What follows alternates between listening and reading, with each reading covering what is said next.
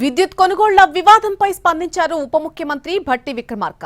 Jagadish Reddy judicial విచారణ కోరారని భట్టి అంటున్నారు.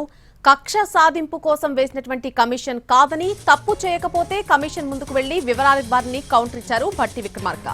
Commission chairman ను దిగిపో అనాల్సిన అవసరం ఏముందని ఆయన ప్రశ్నించారు.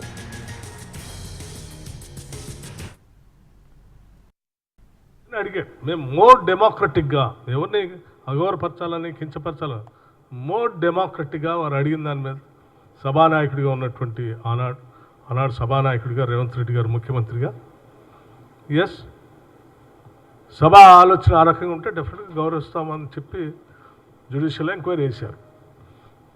ఇదేదో కక్ష సాధింపు ధోరణితో రాజకీయ ఆలోచనతో వేసింది కదా. సభ ఆలోచనల మేరకు సాక్షాత్తు ఆయన విద్యుత్ శాఖ మంత్రిగా పనిచేసిన ఆయన ఆ పార్టీకి సంబంధించిన అడిగిన మేరకు గౌరవం చేసాము.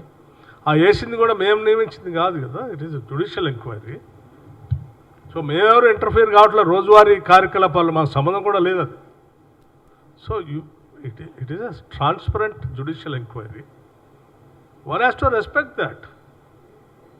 మీకేం దగ్గర ఏమన్నా సమాచారం వారు అడుగుతారు, మీరు ఇవ్వండి. దీంట్లో తప్పు పట్టాల్సిన అవసరం ఉంది, ఆయన దిగిపో అని చెప్పాల్సిన అవసరం ఉంది అంటే ఎందుకు అంత ఆందోళన చెందుతున్నారు, ఎందుకు భయపడతా ఉన్నారు?